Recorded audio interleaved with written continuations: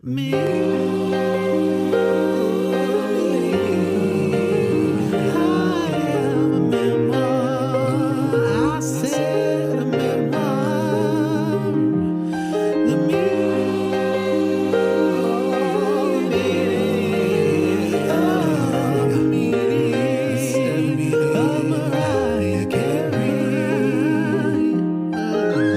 Emily, welcome back to Me, I Am a Memoir, the meaning of Mariah Carey. And while we have dispensed with the meaning of Mariah Carey, the book, we still have much of the meaning of Mariah Carey to understand through her music. So much.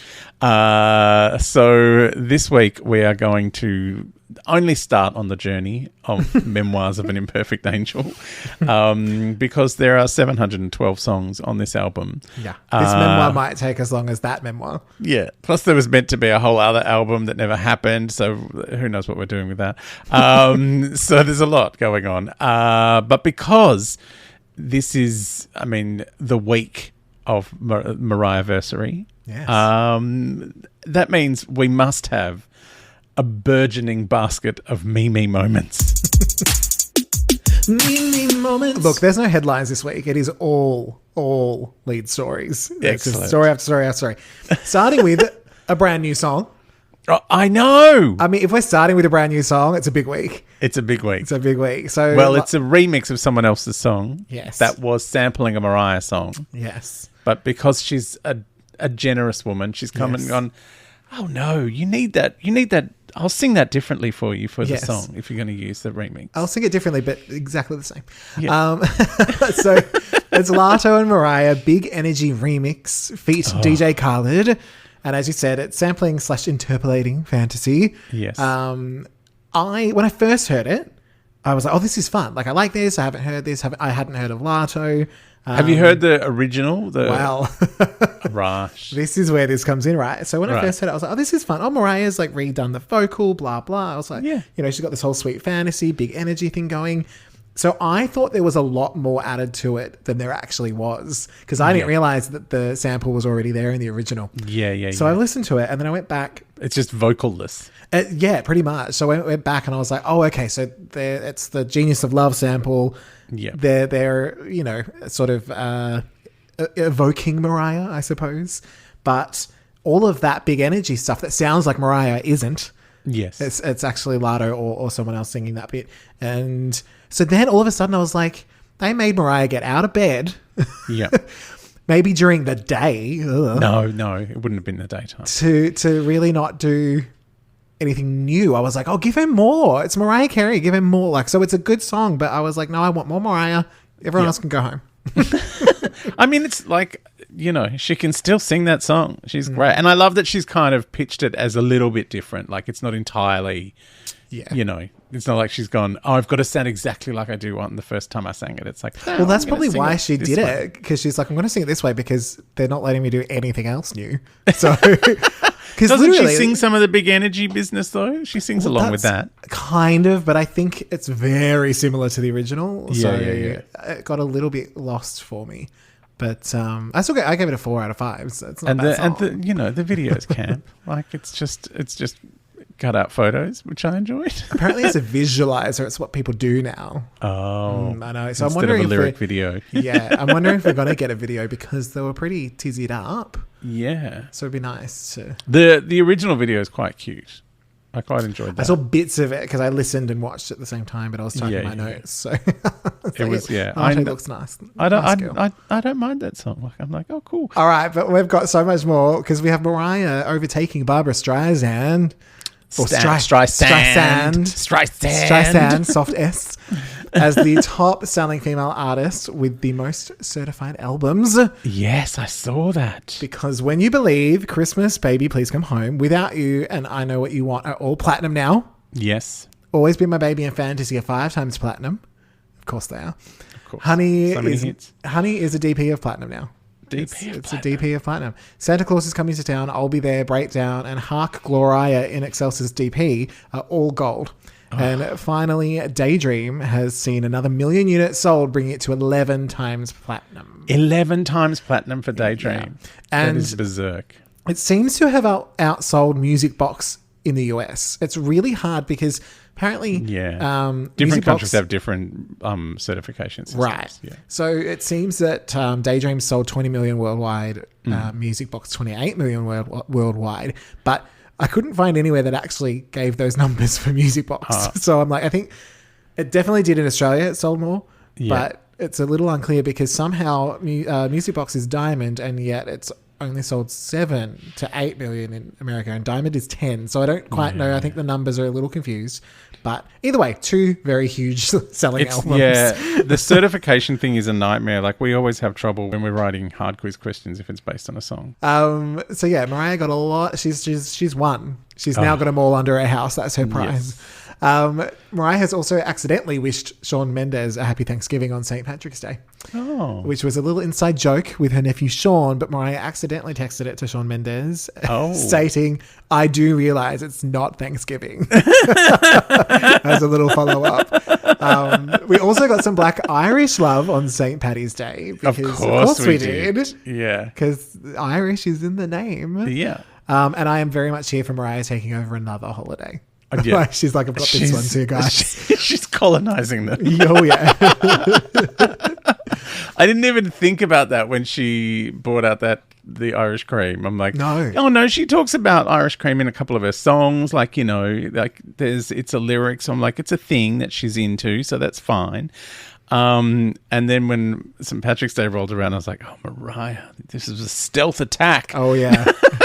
Stealth attack on a holiday. That was the first step of this plan was, well, I need St. Patrick's Day. So this is Mariah Monopoly and she's done holiday Easter. Festive. Yeah, she's got the little rabbit song. She's had a rabbit song at Easter. She's got her St. Patrick's Day song. She's all over Christmas, as we all know. I mean, there's no competition. And she's got to be coming for Thanksgiving, surely. Yeah. Yeah. She needs just like, you know, some other rant, like the Queen's birthday or something. Just like... Which, here's a fun fact that I've learned from working at Hard Quiz. The Queen's birthday is not a public holiday in the United Kingdom. Oh, how funny. It is a public holiday in Australia. In different states, it's on different days. It is a public holiday in Canada, but it's Queen Victoria's birthday. Queen's birthday. It's called Victoria Day. Right. But yeah, it's not a public holiday in the United Kingdom at all. It's not observed. Oh. Isn't that weird? That is weird. Yeah. I'm now just imagining Mariah going after like really regional holidays. Like, just going into small towns and going, I hear you have a beer festival. Well, here's a song. A Kyneton in Victoria. I understand you take a day off for your horse race, the Kyneton Cup. It's like the Wednesday after Cup Day. So we also have, of course, 327 anniversary, darlings. No. And it's we've had it confirmed that it's the anniversary of the day that Mariah wasn't born, but was dropped here in an egg. Oh, in an egg. I assume like a really like gentle egg. A Fabergé egg. Yes. Although we don't talk about Russian things at the moment. Right. Thankfully, I have no idea about geography or history, so I wouldn't have picked it. You just heard Fabergé egg and went, like the jeans? They're the Easter ones. Yum. I prefer Cadbury, but I'll go Fabergé if I have to. Fabergé. So, of course, everyone was wishing Mariah a happy anniversary. She had to school Lardo that it's not my birthday. It's anniversary. But we do have a scandal. Oh, a birthday scandal. Anniversary thing, date scandal. Bring it on. Because upon the celebrations, there were many articles written that were trying to, you know, age Mariah upwards of 12, which is just insane. Yeah. But we had discussed that people speculated incorrectly some years, and those years for a long time were said to be 69 or 70, and every sort of official website couldn't figure it out, so they had both there for a long time. Oh dear. But then an article came up with what is usually a very special number, which is number 53. And I saw it. I was like, that doesn't make sense. No. And I thought, of course not, because she's 12. But even in this, you know, faux world where that's possible, that was still a year more than I thought, or maybe even 2 years more than I thought. Yeah. So I got a little lost, and then I looked it up. Well, two things I looked up. One was, what is happening here? And every website that I could come across has solidified it as 1969. Really? And I was like, how is something being verified that we do not know about? No, that's J-Lo fans doing that. Well, this is the other thing, because this is a thing that happens. J-Lo and Mariah fans go at each other's Wikipedia pages and change them. But this is even through Google. And I'll tell you what, getting a Google... If you change Wikipedia, that's all everyone relies on. But getting Google getting Google verification is the hardest thing in the world. Trust me, I've tried. Yeah. And to get that changed, I was like, something is not up. Maybe it's an Affleck thing. I don't know. Oh. Maybe Affleck knows someone at Google. But he probably does. It did mean that if this is to be true, that suddenly someone we once believed to be much, much older is now 4 months younger. No. Impossible. It's not true. Can't be. Can't be. It's not true. But I just couldn't believe the scandal that this was the headline people were going with, numbers. They were putting numbers. Well, see, I know because she was 19 at the point when I was 19. And that's why I at first thought. But then... Like, she wasn't aging herself down a year back then. No, but she is March and you're January, is that right? Yeah. So maybe she turned... No, but if she's March, so she's like the age she is for 9 months, and then I turn that age. And that's how that rolls. So confused. And so what are you now? Are you 51 now? I'm 51. So she would she would have turned 52. Why are people doing this? She can't turn 53. Like I would. Well, in general, just can't. It's not possible. Well, it's just not a thing. Unless suddenly you're like, oh my God, I'm 52. I can do maths. I was born in 1971. I have my birth certificate, as I'm sure Mariah does, but she's got the liquid paper out and made it 1997. Yeah, there was some wicker happening. But yeah, like there's no way she was pretending to be 19 when she was 20, like 19 or 20 at that age when you've got an album out. It's like amazing young person debut. Like if you're going to change your age, you'd go down to 16. Like she probably could have pulled off 16 or 17 at that age. If you were going to drop some big fat bullshit very early in your career, that's when you'd do it. But yeah, she was born in 1970. Well, now I'm just excited for the lawsuits and how that's going to play out. Oh, well, look what happened with Rebel and her date of birth. Right. It can happen. It can be a thing. Those J-Lo fans better watch out. I'm surprised that age is available just quietly. No, she loves that because she's like, look how good I look. Look how good I Did deal with the devil. There's a painting in my attic and she looks like Betty White. But that does bring us to the end of the Mimi moments. Oh, that was a lot of Mimi moments. It was. Shoved them in. Ooh, exhausted.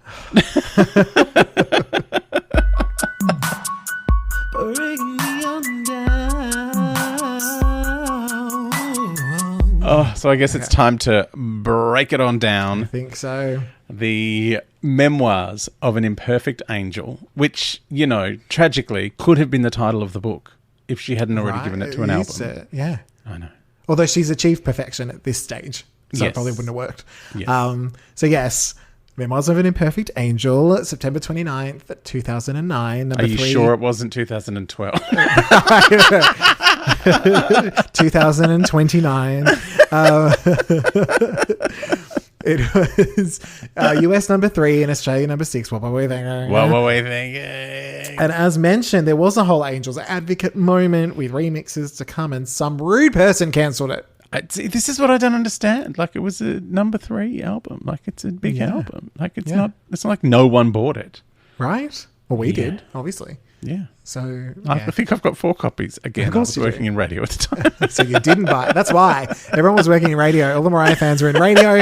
So the album didn't do well. And then she was like, please quit your jobs. And then everything got better. I think I also went out and bought one. Like, I used to go and buy them anyway. Because I'm deranged. And the perfumes. I mean, they're all through the video clips anyway. So... All right, are you ready for the first track? I'm bang up for this album for various reasons. Okay, I'm very excited. Excited and scared. So track number 1, Betcha Got No. It's for some reason I wrote got, but it's not got, it's gone. Gone. The prologue. The Preluge. The Preluge. Which was a first listen from me, written by Mariah, The Dream, Tricky, and Big Jim Wright. Mm. So Mariah is out for revenge in this. Like, she's got a laugh in your face. She's like Oprah, gets whole segments. Yes. Like, I was very excited to have it. Oh, by the way, this was the song that I was alluding to when we had the last time we did one of the bonus tracks, which was Number 4 Reel. Yes. And I was like, oh, that comes up later. And it's right Oprah here. Winfrey whole segments for real. Oprah Winfrey whole segment for real. Yes. Barbara Walters 2020 for real. Yes. Which... I know that's because of the show 2020, but because we've just gone through 2020, like in some ways 2 years ago, but in other ways about 3.5 seconds ago. Yeah. I was like, this song is more relevant again. Yeah. like just Barbara Walters 2020, like it's all for real. Well, that's because she is Mariah relevant. She's perpetual and enduring. Yeah. But I did feel like lyrically, this song has everything. It has drama, it has tears, it has I gotta say, lyrically, every song on the album is richer than anything she's written before. Especially in terms of the sass. Yeah. The lyrics on every single song feel more packed and more poignant and more pointed. Pointed is, but yeah, like the lyrics, and sometimes I think it's to the detriment of some songs that. Okay. Ooh. But that's to come. But yeah, I love it, and I love the to be continued. I know. I was like, and because then that line comes back in another song in only a couple of songs time, and I was like, wait, is that what she meant, or is there a different other Iluge? Iluge. You know, there's no epiluge. Right. But do you know, does this come, is this because of the remix? Is that where it's really possibly continued? I mean, this one is remixed with R. Kelly. Yeah, we don't know them. No one knows them. No one knows them. But that turns up, I think, on the next album. Yes. Well, the next album was Merry Christmas to You. Yeah. So it'll be the next album after 3 years. And so I think we'll touch on some of the Angels Advocate songs then, and then any that we have missed we can touch on after. Yeah. But Angels Advocate, if you're an unbeknownst lamb, was meant to be this entire album with features on it. Because that's another weird thing about this album, is it's almost completely without a feature. Yeah. Like, given that most of our albums have had heaps of featured artists, so there was meant to be a companion album that came out after this called Angels Advocate, and every single song from this album got a version on that. Which I love that idea, because it really mixes it up. It reminds me of Shania Twain doing that. The country album, the pop album, and then the random Middle Eastern album. Yeah. That probably should never have happened. But but where it's like, you know what? I've got different kinds of fans. Let's give them everything. Yeah. And you know, the Love You Long Time that had the T.I. version, just out of nowhere. Yeah. And I found the single the other day. I completely forgot there's another version with LL Cool J on it. Oh, wow. Like the same. Like he's just, interjecting. Maybe she didn't mention that one ever again because he worked with a regular person. Maybe. But I do like the idea, because when those remixes come out, those songs don't always have a home. And I really like it when songs get a home. Yeah. But I will say, I think there's one song on here that she's going to be glad the feature was not. Yeah, it didn't have anywhere to live. Oh, yeah. That is a moment that's going to be happening. So this is one of those songs that I think first listen, I was like, oh, I already like it. But it built more. Yeah. With each listen. And I think even now, I think there's a lot more room to grow. So it started as a 4, went to a 4.25. I reckon it's around 4.5 now. Yeah. And then we'll see. I'll let it marinate. Feels ominous. It feels and it feels introductory as well. Well, it is a prologue, and it feels like this album is going to be saying some things. I am saying some things. Like, I know she said in an interview that, like, all of the songs are based on something true.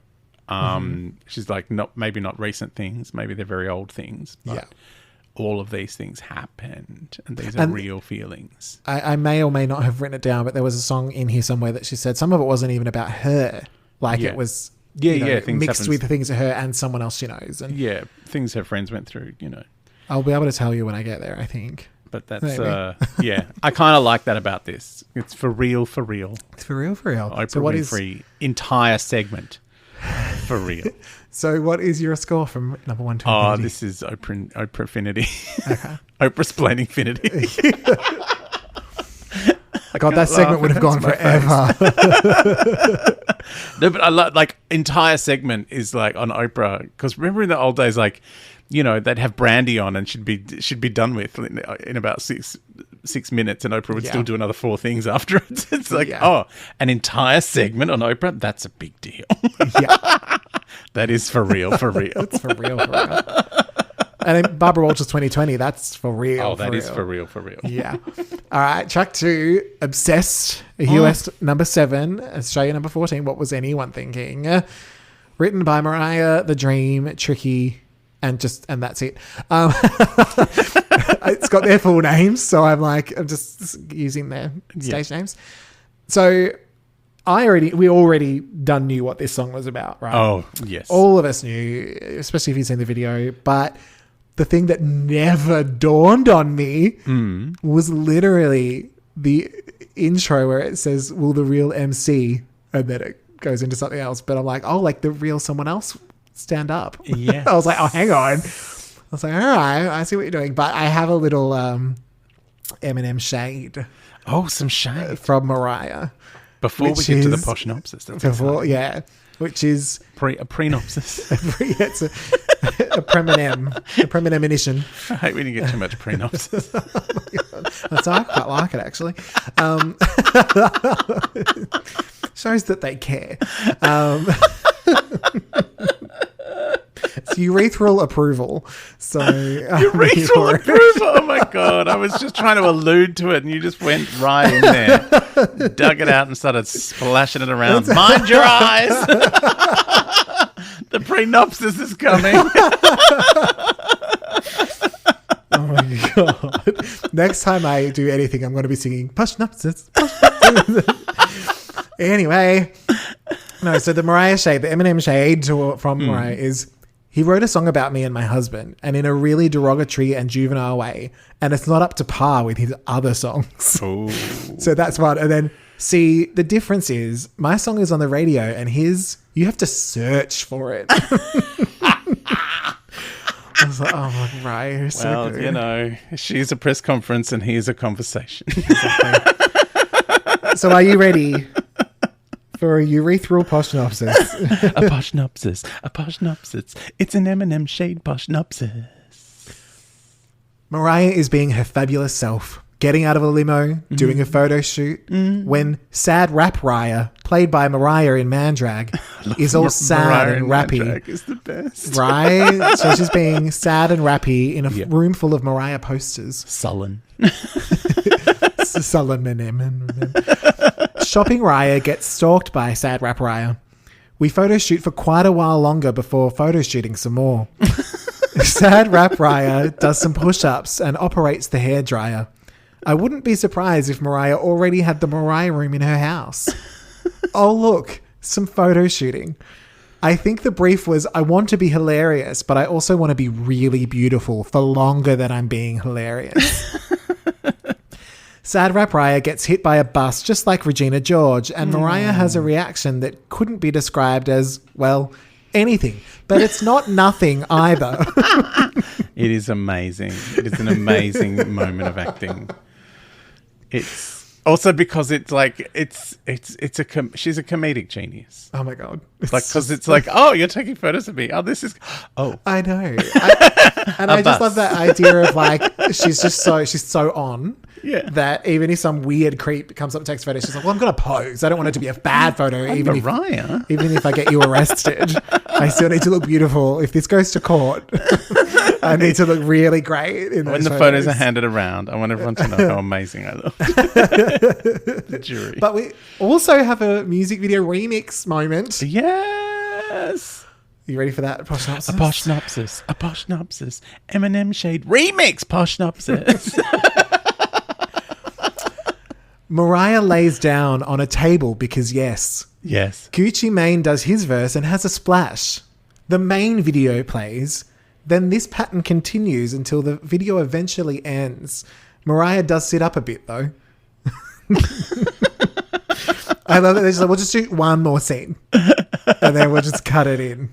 Well, this was from The Angel's Advocate. This is meant to be on there. Right. Yes. Okay. This I see where this particular is remix. going. Yeah. So was the video released at the same time or was this like a few months later? I don't know. Even a while later? I don't remember this video being out back then. Right. But yeah. Okay. Maybe she found it in her vault and it got out. Oops. Oops. I'm accidentally stunning. So I will say this song, like, I mean, like you said, it's like the lyrics are like bam, bam, bang, bang, bang. Like, see right through you like you're bathing in Windex. What a great line. It is just perfect. It's just... And no one else could think of that. No, she's so hilariously bitchy. Right? You're a mum and pop. I'm a corporation. Yeah. Like, I'm the franchise. It must have been so much fun. Like, throwing out the ideas for this song. Like, I feel like it's... Because, you know, everything Clown... else that she's done on steroids. Clown that she was, you know, that was supposedly based on him was, you know, kind of obfuscating his identity. It was just sort of like, oh, yeah, this guy could have been that guy, but could have been any guy kind of thing, you know. Mm-hmm. And also it was kind of understanding in a way. It was like, well, who's going to be there when, you know, you're not funny anymore kind of thing. Like, yeah. Not me.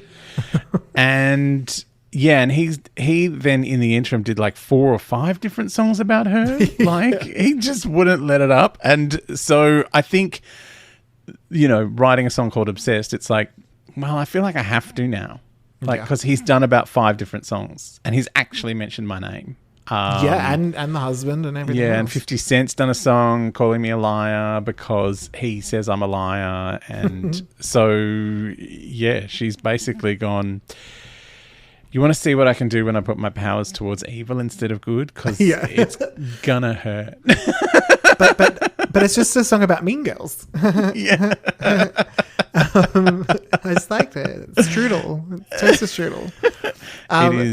It is so good. I love it. I do like that it feels also stylistically like a natural progression from E equals MC squared. Like, it does. It makes sense. It doesn't feel like... I haven't gone like back to before E equals MC squared. It's like... No.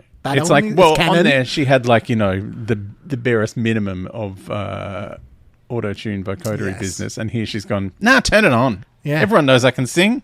It's called Silk. I'll turn it all the way up. She's like, everyone knows I can sing. Like, everyone's doing this. If it's the sound at the time, let's do it. Let's lean into it. Like, no one thinks I need help with this. And that's fine. I'm not a regular singer.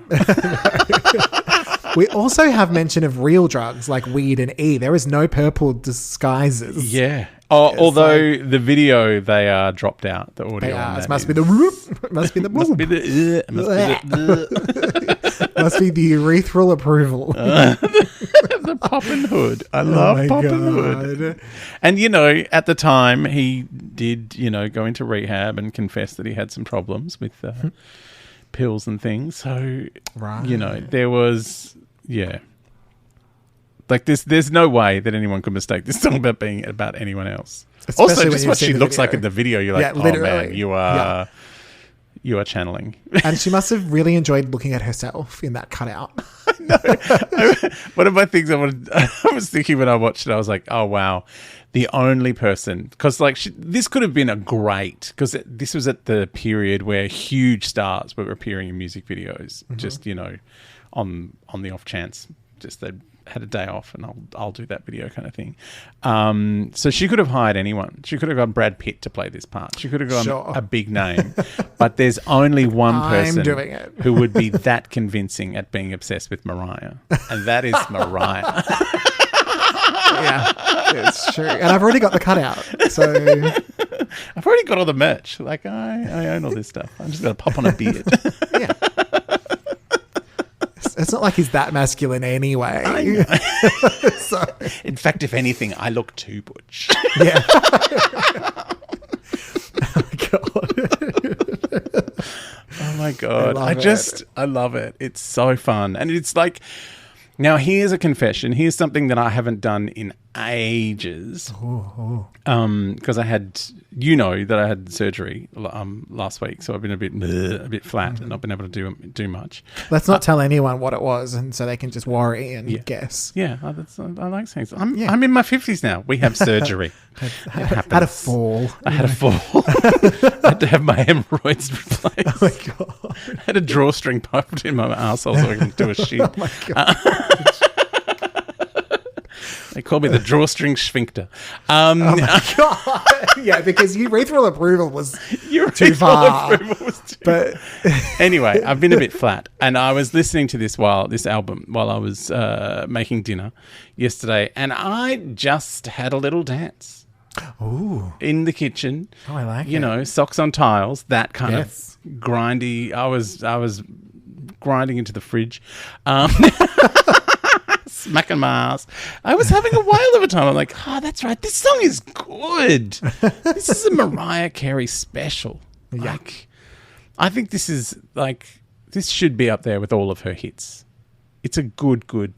I will say, like, this is another one. I already knew it. Yeah. But I think I lumped it in a little bit with Touch My Body. And now that I've had time to separate them and listen to them both, I like them both for different reasons. Yes. So again, like for this one, I've given it the same score I gave Touch My Body, which is 4.5, but Touch My Body is already like climbing its way into infinity. So I feel like this is going to have a similar trajectory.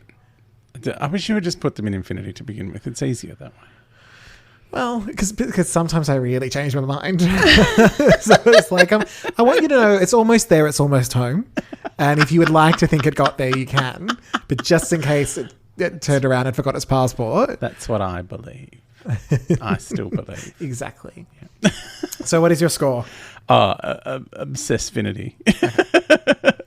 Obfinity. I can't. Obscenity. Obscenity. Obscenity. What was her name from Wheel of Fortune? Adriana Obscenities. Bless Adriana. Bless her. The most famous person in Adelaide. Oh, really? Yeah, they used to make that show in Adelaide. Oh, I love it. In the beginning. And we all know it. All right. The next track is, it's Hate You, but it's HATE. You, which we know I just love that. Yeah, that's trip your trigger right off. Which was the first listen for me, written by Mariah, Tricky, and The Dream. We've got a trio happening. Yes. Now they do most of this album. They do. For anyone who's uncertain, the song actually is saying having a typical emotional upset. Did you know this? I haven't made that up. That feels like a backronym, what they call a backronym. Yeah. And I'm pretty sure it still means the same thing. Yeah. Backronym is when you make up an acronym from letters that are already there. Exactly. That's what that really means. It's like, nah. I know, because whereas it's not about hating anyone. It's just about having a typical emotional upset. But it is, because again, this is another song that is lyrically glorious because it's, I can't wait to hate you. It's like I'm still hung up on you and I'm just... And it's very pop as well. That makes sense for a pop song. I want to get to that place where I'm completely over you and I hate you and I'm ruining your life. But right now, it's still hurting. And I love it. I think it's lyrically, again... Like, I think all of these songs have amazing lyrics, and I really love this. It's almost sardonic, the way she uses the lyrics in this song, like that kind of mournful, like, I know that I'm going to get to the other side of this, and I'm going to feel amazing and empowered, and then I'm going to ruin your life. But right now, I have to feel the feelings. Yes, right now I'm having the feelings. I do feel from what you're saying that your sense for this album is that lyrically Mariah showed the hell up, but perhaps there might be some concerns around other areas. Yeah. So we do have a music video. Oh, because that means we need a posh synopsis. We do. A posh synopsis. I hate you, posh synopsis. Where he's singing again. I forgot about cat singing. So stupid. What is wrong with us? I can't laugh. It hurts from the surgery. Meow, meow, meow, meow. Meow, meow, meow, meow, meow, meow. Meow. Okay. Mariah on rocks and taking her heels off at the beach. Oh, and Louboutins, by the way. Mm-hmm. Which she can't wear anymore because the regular person wrote a song about them. She name checks them in one of these songs coming up. It was probably afterwards. Like there's one of the songs she mentions the Christy Loos, which is shorthand for Christy. Heaven. Yeah. So maybe that's why someone else wrote a song. Yeah. So yes, Mariah on rocks, taking off her heels at the beach. That was almost it until at the end, Mariah acts emotionally. Oh. She was like, I'm going to act these tears more than I've ever acted before, but I'm still at the beach in front of a rock. Yeah. Like that doesn't change. Yeah. Quick outfit change. The end. So it's I really like this video. Like it's really simple for a really simple song. And she does. She acts the shit out of it. She's like, I can't wait to have a typical emotional upset. Yeah. Can't wait. It's going to be so good. So how do you feel about this song as a whole? Like melodically, production-wise, like I say, lyrically, amazing. Mm-hmm. Like, can you imagine these lyrics on, say, the melody and production of Always Be My Baby? Mm-hmm. Or, one of her other great ballads. But it just feels... I feel like she's done so much better musically. It just feels like...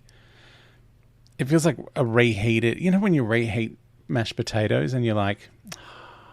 The mashed potatoes were good. It was Deb to begin with. Yeah. but reheated, it's not amazing. Like, you go, I can still taste all the good bits, but it's just not as good. There's some chives in there, which is nice. Yeah, it's refried. I like some melted butter. So it's interesting because my thoughts on this is that stylistically, it reminds me of what everyone was doing in 2016, which is a long time after this. Yes. But there's a song called Invitation by Britney, which is from her last album. But there was also the Justin Bieber's and everyone kind of went into this slow pop area where everything was breathy. Yeah. And it wasn't my favorite. No. It was a little bit like, I liked the idea of it, but what sort of happened was every song lost its personality. Yeah. Like no matter what was being said, it kind of all sounded the same. And it had some dolphins in the background. And I kind of feel like this is maybe an early iteration of that. And I liked everything up until the chorus pretty much. Yeah. Like, not that I don't like you said, it's catchy. I can remember it. It's not bad. Can't wait. But it just slightly made me go, oh, not this one. Yeah. Look, I will say there is like after Obsessed on this album, I feel like, do you know the Christina Aguilera album where there was 2 albums and she didn't want to compromise what she was doing with, was it Linda Perry? Linda Perry, I think. Yeah. And then they were like, but we need hits. Yeah. And I feel like the best stuff in this album, Mariah has buried down the bottom where she's doing what she wants to do. And I feel like the top half is this is the record company because they need hits. Yeah, sure. And this one feels very much like a kind of calculated hit. It's like, it's called Hate You. The lyrics are very much spell. But it's like that, what's his face that used to write in the 60s? But Bacharach, his songs used to like an uplifting song, like sounded like, oh, this is a fun song. And then you heard the lyrics. It's like, oh, it's just depressing. Sure. And then the really slow songs were kind of uplifting. It's like, the lyrics were the reverse of what the song. And this one is kind of trying to do that thing, but it just, I just think she's done this so much better before. And I think especially after an album with like essentially all singles, like E equals MC squared was a pop album with some R&B hip hop leanings. Yeah. But it was very radio friendly. It's almost like they said, oh, put that with what you used to do. Yeah. and it's just sort of not quite come out of the wash. Like, I feel like this would be great with a feature. Weirdly. Yeah. Like it would be Gwen because she spells too. Yeah, she loves to spell. Yeah. So I think they've learned some heaps of words. Spell some bananas. Yeah. Spell some other fruit. I will say the music video version is better because it's shorter. Yeah. It does go for a long time, doesn't it? But I do think that it did get better at the end when Mariah woke up and belted it out. Yeah. She's like, I'm going to scream it, and that will make it a better song. And it did. So for me, I gave this a 3.75. Yeah. It's sort of not quite... It's just the chorus, I think, for me. Everything else pretty much works. Maybe not as the best Mariah song, but I like I said, I can remember it, so that's not a bad sign. But it's like I'll get to the chorus and go, oh, next. Yeah. How about you? Yeah, 3. Ooh. Oh, that was some Married with Children. Whoa. Again, that's all for the lyrics. Yes. Okay. I'm really interested to see where this goes next. Yeah.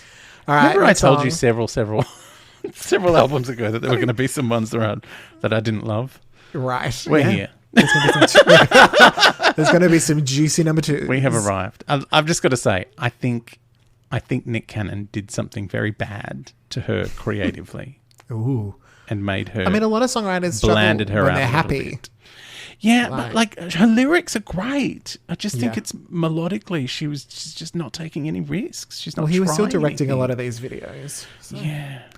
All right, next track, Candy Bling. First listen. Candy Bling. Written by Mariah, The Dream, Carlos McKinney, Ahmad Lewis, Stephen Gordy, and John Clemmer. I figured there's a sample in there. There must be. So this one, I do feel it has a similar vibe to Hate You, but I think it works a little bit better because it's a bit cleaner. Yes. I feel like Mariah feels a little more behind the driver's seat here, a little more present. Mm-hmm. And I would actually say, based on what I was expecting from the book about what this song was going to be to what it was, I was like, it's actually a better song than the title would suggest. Yes. I thought it was going to be really saccharine. And then he got down on a knee and did it really wasn't that at all. No. Which I was pleased it's like about. Candy Bling was just like the impetus behind the title, if anything. Yeah, pretty much. Yeah. So it was a surprise from that angle. But how about you? Yeah, this is the one that comes after Hate You. And again, there's some really inventive lyrics, but I think, like it's musically, like melodically, it's a little flat. Yeah, like I can't really think of it off the top of my head, if I'm honest. And it's got a sample of Back in the Day, and so it's like most of the song is that. Like it's anything that's memorable about it is another song. But yeah, it's just... But yeah, like lyrically, I think it's great. But I mean, think, Jack gets a mention. Yeah. So... I mean, you gotta love it. You gotta love a puppy. It's the Jack song. A puppy song. But, maybe I'm just coloured by too much Nick Cannon. Yeah. Which, he doesn't really show up in the song. But it just feels... No. It just doesn't ever lift kind of thing. Like just sort of sits there. This one might have been shorter than Hate You, is it? It's only 4 minutes. Yeah. But it just sort of goes... Yeah, I just feel like it's again... There's a whole bunch of songs right at the top here that I'm like, these lyrics are great. Why weren't these attached to better melodies? Yeah, sure. And I think maybe that's part of the problem. I think maybe, this is a hypothesis. It's not, I don't think it's real, but maybe part of it is she's gone, I've written this great song. Let's not drown out these amazing lyrics with too much production and too much vocal styling because I want everyone to hear it. And what she's done is forgot to write a melody that's got any kind of oomph that she normally writes. But yeah, it just feels like a showcase for some lyrics. And it's like, well, you could be doing a poetry workshop in a small little bar. You're Mariah fucking Carey. Write your songs. Yeah, don't let that cannon get in the way. This is going to be so interesting. I'm wondering where we're going with this because I liked it a little bit more than Hate You and gave it a 4. Wow. Yeah. But again, like I said, this could walk backwards or forwards very easily. It's me. I'm temperamental. But now, like, are we going to get our first one? No, because like I said, the lyrics are amazing and the lyrics are worth an entire 3. And the rest of it just is on the coattails of the 3. Okay. And that's all it's getting. This is so interesting. And also, I think what's interesting, though, is because obviously, like, as we've talked about, you've been there from day one. Yeah. So you've experienced these things as time has gone on. Whereas for me, it's all at once, which can be a bit overwhelming. Yeah. And it can give me false positives, if you will, and false negatives, where it's like, depending on the moment that I'm actually listening for the first, second, or third time. That's it. I haven't marinated. And you know, when you've listened to an album a lot, sometimes you go to a point where you're like, oh, I'm going to skip this one and go straight to that one because I love that one. And I love the 3 after that. Yeah. And you know, you sometimes, like, if you're making a playlist, you go, I'll just pull these songs from that album, and you leave some behind. And I think sometimes you can actually learn to really, to like those songs, but only because you've just heard them so many times. They've just become the bridge to the next good song. Yeah. And so then you go, oh, actually, it's not actually that good, but I still like it, Yeah. But right, I will say I spent far more time, like, paying attention to the lyrics in these songs than I had in a very long time. Yeah. Which is sometimes, again, it's not the first thing I hear, which is unless the production is interesting enough to point them out. Yeah. Or sparse enough to point them out. And it is quite sparse on these songs. Like, it is, but there's sometimes when the general beat is too repetitive. There's nothing changes, so there's literally no hook to grab onto, and sometimes that's where I get a bit lost and go, wait, is this the verse? Is this the pre-chorus? Am I on the bridge? I don't know. Is this song still going? Which is what I think. I think the reason I fell in love with E equals MC squared so much is because it was hook after hook after hook. Yeah. And then I was able to dig into lyrics. Pop song. Yeah. And it's like, let's catch him. And then it turns out Side Effects has a meaning. See, that's what I mean. Like, Side Effects is like where she's discovered, I can write the meaningful songs and have them be melodically fun. Have them be upbeat or poppy or... Yeah, and kind of, up with what else is going on without compromising. Yeah. And whereas in, back in the day, the songs that meant something to her, that had kind of like a lyrical weight to them, were always like the end, the depressing one at the end, or something like The Roof, which is a really kind of departure for her. So it's... Yeah, I feel like here it's just been a lot of like, it's all about the lyrics. I'll get around to the melody. Yeah, we'll get there. I'm wondering if we can go 3 for 3 on this next track, which is Ribbon, which was the first listen for me. Mariah, Tricky, and The Dream, all back. All I've got written for this song. This could have been a generic radio-friendly R&B, but Mariah appeared and made it better. Yeah. And again, the lyrics are great. Tying up in a ribbon. Like, it's... Yeah. And it's one of those songs I'm like... when you look at it on the track listing, I go, ribbon? Which one's... Oh, the one about the ribbon. That actually made me think of For the Record. Yeah. Because you had said, even though that's not your favourite, you had said that part of it is that you don't remember... That's what it's not called because she only says it here and there. I was like, I think that's ribbon for me. Going, oh, that's right. That's right. This is what it's called. She does mention the ribbon. She does. Tying it up in a bow. Yeah. And again, this is from the slab of the album where it feels like everything's trying to be a radio song and nothing is really firing. And I think also maybe at this time, there was a real kind of split between what we were listening to in Australia and what was charting in America and what was charting in England. Like, we all had, like, we're deep in iTunes territory now. Like, so weird things are kind of popping into the charts because, you can release an album without actually having to press one. And so it was a very strange time chart wise. So there were no big worldwide hits, and this again, lyrically, it's gorgeous. Like, I think it's really clever. Like, she's doing some of her best lyrical writing. But again, the melody is the same as everything. It's like, I feel like all of these could be Love Story. Movie.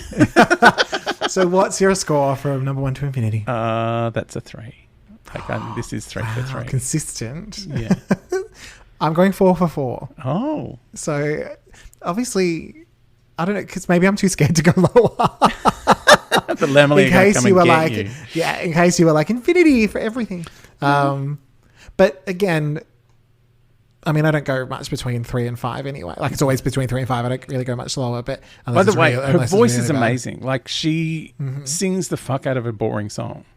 Like, you know, like even when the melody is not really great, she kind of delivers a performance. And because the lyrics are so great, it feels, like she's really kind of selling them. Yeah. But it's, and I think, like, but I feel like everything else around the songs is just like the melodies are a little bit generic. Yeah. And it's probably compounded by being in a row as well. Yeah. Like, I'm thinking about it because basically the way that I, in my head anyway, score is 4 and up is something I'd listen to again. Even if at 4, it may not be my favorite, but if it was on, I'd be like, oh, this is nice or this is fun. Yeah. Anything less than that is starting to get into skip territory, and this isn't quite skip unless they're all together, and then I might. All right, next track, Inseparable. First listen. Mariah, Tricky, The Dream, Robert Hyman, oh, okay, that's a real name, and Cyndi Lauper, sampling Time After Time by Cyndi Lauper, or interpolating more than sampling. Oh, yeah, she sings a line from it. No. So, Mariah Lauper has arrived. Mariah Lauper. So, for this one, I kind of thought, Mariah sounds great. Yes. Sounds really good.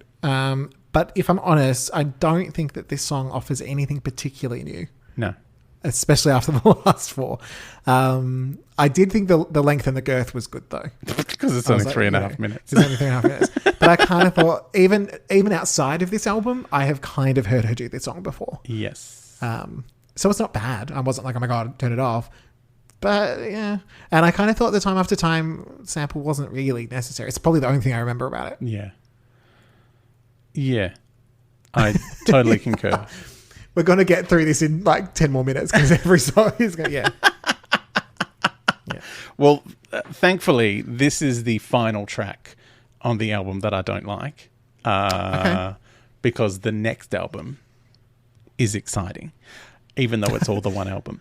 But yeah, Inseparable is like, it's been a run of, you know what, Mariah songs that are fine Mariah songs, but I feel like she's matured so much as a songwriter that these kind of seem not up to her usual standard.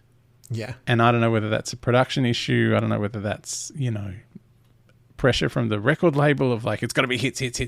And she's trying to do whatever's being done at the time on the radio. And so all those kind of songs are loaded up early. But yeah, this first half of the album, and this is another one, just they all feel like, yeah, this is what you want. Like it's almost like she's like putting these amazing lyrics into weird elevator music songs. Like they could be played anywhere. Like, oh yeah, this will get played. This sounds like what the kids listen to, doesn't it? Yeah, I do. Now that I'm thinking about it, as you were talking about sort of this time in music, and you didn't have worldwide hits. I do remember thinking the fact that Obsessed had any kind of run on the charts was a surprise to me at the time. Yeah. Not because it's Mariah, but just I remember thinking like that's not a fluke in that it's a song that shouldn't have been a hit, but just in the society at the time. Yeah. I was like, oh, they've picked up that. Okay, cool. Like, because I mean, it wasn't maybe the best time.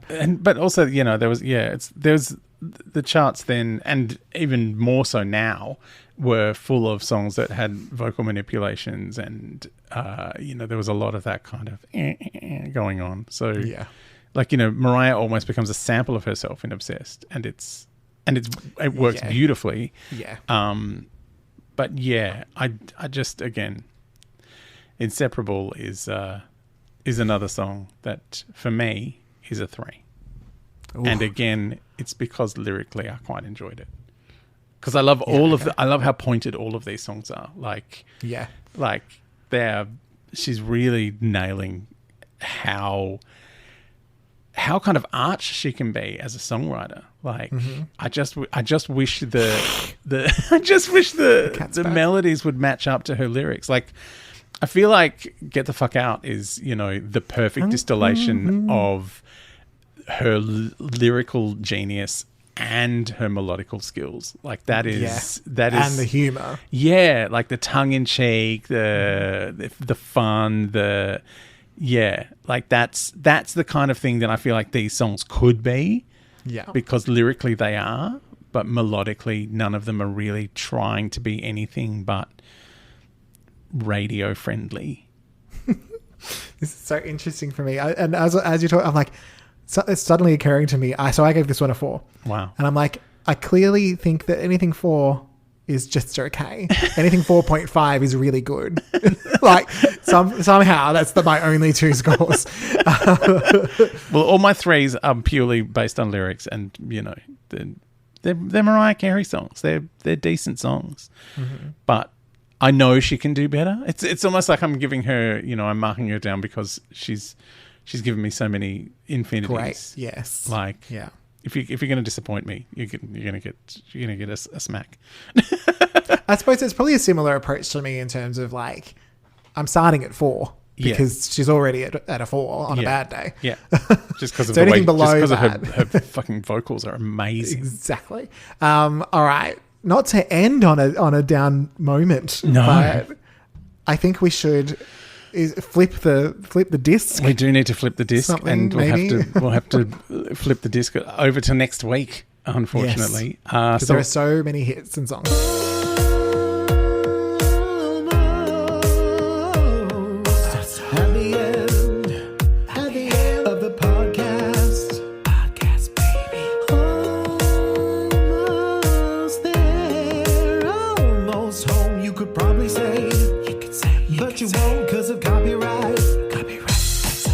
We are almost home. So hooking and teasing for next episode, we're getting into the part of the album that I actually really like. Okay. So you can look forward to my scores ratcheting right up. And mine will pretty much stay the same. Look forward to many 4s and 4.5s. Which means I both love and hate them. I don't know. All right, next Mariah Monday. If you've recovered from the shock of me not loving every single Mariah song on this album. People might like me this week. We'll be back with the second half of Memoirs of an Imperfect Angel. Bye, Lamely. Bye.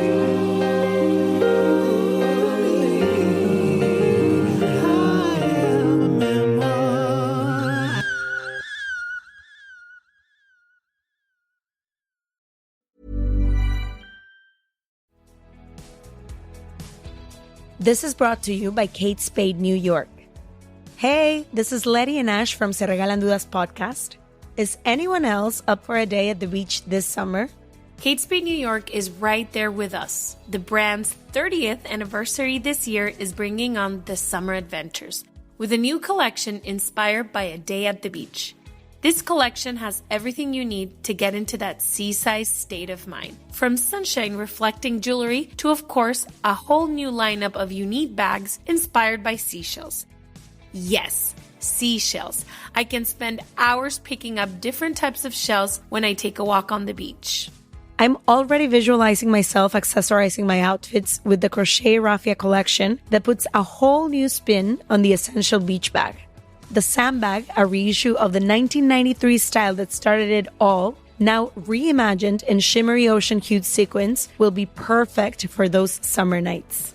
Could it get any better? Discover and shop the summer collection at katespade.com.